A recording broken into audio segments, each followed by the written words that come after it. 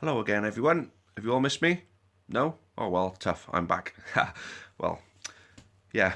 Fair play. I want to before I start talking about the subject at hand. I want to obviously give a mention to the people who are continuously watching these blogs that I'm doing. It's because of you guys why I keep doing them. So obviously I must be doing something right. And if I'm doing something right, you guys are enjoying it. So thanks for supporting it because it's great. I'm happy to keep talking rubbish, for everyone's enjoyment. But no, I gotta be fair. I remember I used to do my blogs before, and I used to do sort of match experience type blogs. They became so time consuming to put together, and to be honest with you, I actually get more views doing these than I used to get doing them.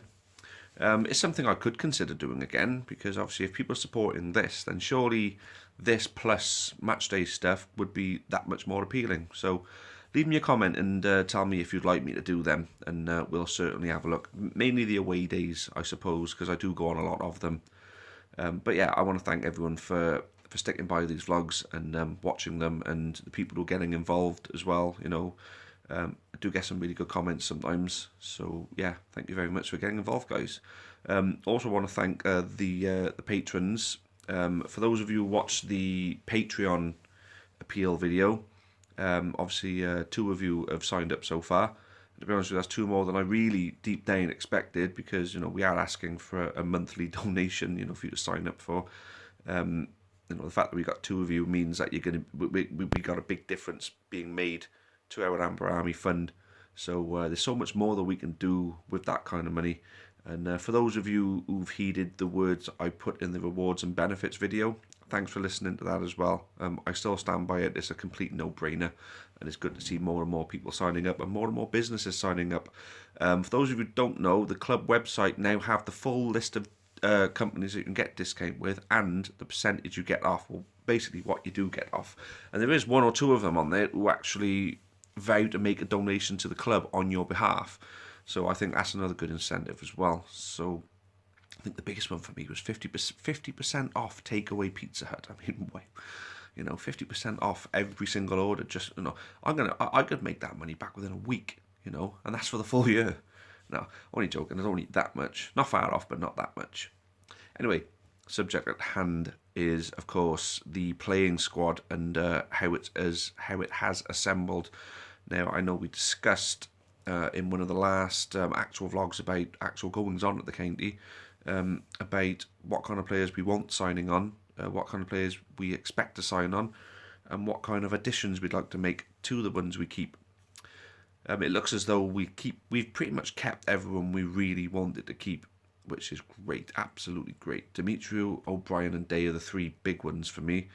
We already had some good players on contract for next season anyway, and signing them, signing Tom Owen Evans was a big one as well, and of course keeping Jazzy Ban and Bob was a good one I think as well. So we've done well.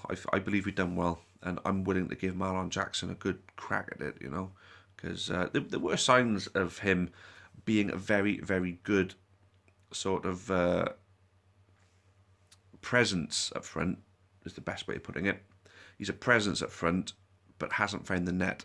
Now, I got the feeling that's very much a confidence thing, because if you think about it, Feeney backed him, Wesley backed him, and Flynn has backed him. And now, obviously, with the input of Hatswell and Lenny Lawrence, we've signed him. So, could it be very much a confidence thing? That if he hits the net, then all of a sudden the goals will start flying in with him. You never know.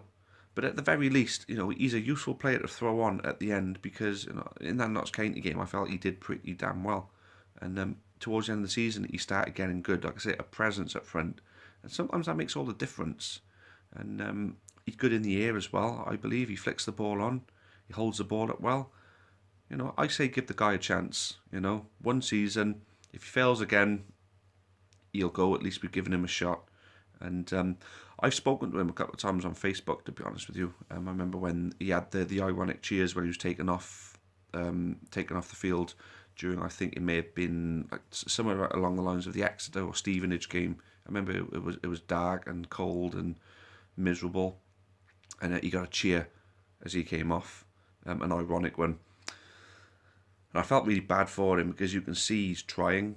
There's not a lot more you can really ask for in a player than to try their best. And even though he was lacking in the quality department, he certainly wasn't, slacking in any particular type of way. So the thing is, the guy basically turned around and thanked me for this. Thanked me for the kind words. Because I told him, no, I feel bad for you. A couple of idiots. Ironically cheering you off.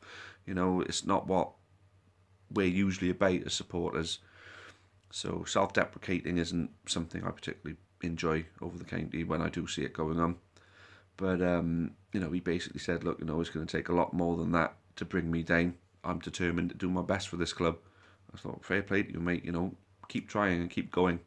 And good luck to him next season. So now we're at the point now, because we signed the majority of the good players from last season and a couple of the younger outsiders, we've got the makings of a good squad. Now, let's not get too far ahead of ourselves now and start thinking playoffs, but we can certainly start thinking a nice, relaxing, boring mid-table season. Because obviously the events after the Notts County game, during the Notts County game, on the build-up to it, it was epic, absolutely epic. But it could have gone the other way, because if we hadn't scored that goal, it would have all been for nothing, and it would have been absolutely devastating. So when you flirt with that fine line, you're going to get... I said this in a blog years ago. I think it was during the playoffs. I said it in a blog, and I basically said there's a fine line. Right? This side is jubilation. That side is devastation. And you flirt with that line, and the devastating part of it is obviously going to be getting relegated from the Football League. At least when we got promoted, the devastation was going to be that we didn't go up. At least we didn't mean that we're going freaking down, So we need to act sensibly. We need to add to the squad sensibly, and hope first and foremost we sign up James Bittner. He brought the best out in day. But at the same time, I do feel adequate cover for goalkeeper is needed, and adequate competition for Joe Day to keep him on his toes. So it's a bit of a weird one with the keeper. We'll see what kind of money we get. If we get enough on the rewards and benefits, and we get enough money in that playing squad, we can sign a decent young keeper. Obviously, Beauchamp weren't quite the grade, but there might be someone out there who could be, and he wouldn't cost an awful lot. So you never know if he was out there. To be honest with you, I think a winger and two strikers, and we're pretty much done then. I can't see where else we need to strengthen. We got plenty of centre midfielders. I'm not sure if Myrie Williams is signing up. It's been too long. I suspect he's not going to, and I don't think it's going to disappoint anyone if he doesn't. But I suspect, obviously, we got two strikers. We got Aaron Williams, who didn't figure as much as people would have liked to see him figure last year, and of course Marlon Jackson. And no disrespect for the two of them, but we do definitely need to add to that, considerably. A proper goal-scoring striker, someone who's going to bang in that 20 goals a season. Because we get that striker, I think we're going to be okay, because we've got a strong defence now. We've got a strong defence, because other than the Plymouth game, you take the Plymouth game out of the equation, and did we really concede an awful lot of goals under Flynn with the defence that he put out? We had quite a few clean sheets, didn't we? And we didn't concede all that many. I think obviously we conceded 3 against Blackpool, 1 against Crewe, 1 against Luton, 2 against Carlisle, and obviously you had the Plymouth game, which was just one of those mental things. But other than that, we didn't really concede much. So, obviously the one against Notts County as well, but that's not a lot of goals to concede. I'm not going to go adding them up because I'm probably going to get it wrong and make myself look like a dick, But the defence was good. And Joe Day is so much better with a good defence in front of him. And we got a strong choice in defenders that we can choose, So obviously we've retained Pipe, we got Barn and Bob, we got Butler and Demetriou, we got O'Brien, we got Turley, we got Bennett. I'm probably missing people out here, but you're just naming out those names, and look, this is a strong defence. We got a really good midfield.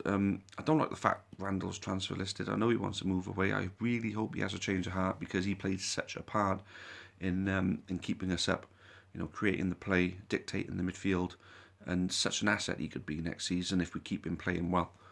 Labadi's got to be captain, in my opinion, again. And I say Sean Rigg is great, but I think Barn and Bob could be used an awful lot more. He could be utilised much more as a winger next season than a fullback, but that's up to the manager. In Flynn we trust, of course. So we throw another winger into the mix and 2 strikers. I think we're not far from there. We could get a couple of loan players in to add to that if we need to. But players on trial. So people are saying, like, panicking, we're not signing anyone, everyone else is signing people. There are some clubs in our division that haven't made one signing yet, other than the obvious players who they've kept hold of. But then another player that's going to figure well for us, I believe, is Wilmot. He's come to us in real good form, only 2 divisions below, but playing well below the level he's worthy of. So a few sceptic of Wilmot need to have a bit of a look at themselves and think, well, was I sceptic of Pipe coming back? You just got to think about that. So, yeah, like I said, a winger, 2 strikers, a 20-goal season striker, a pacey winger, and another striker that's going to win balls in the air, maybe, or maybe even create a good creative striker. So they're the players out there. The players being let go all over the place. Like Rory Donnelly's been let go by Gillingham. What a signing he would be. That's just one example. So, don't panic yet, is all I'm saying to the people who are panicking that we're not signing anyone. Just don't, because we've got the majority of our squad done, and it's looking good. It's looking real good, and especially with Flynn at the helm, with Lawrence still on board, with Hatswell there. If we keep Bittner, we're keeping the team that kept us up together, and the team that won 7 in the last 12.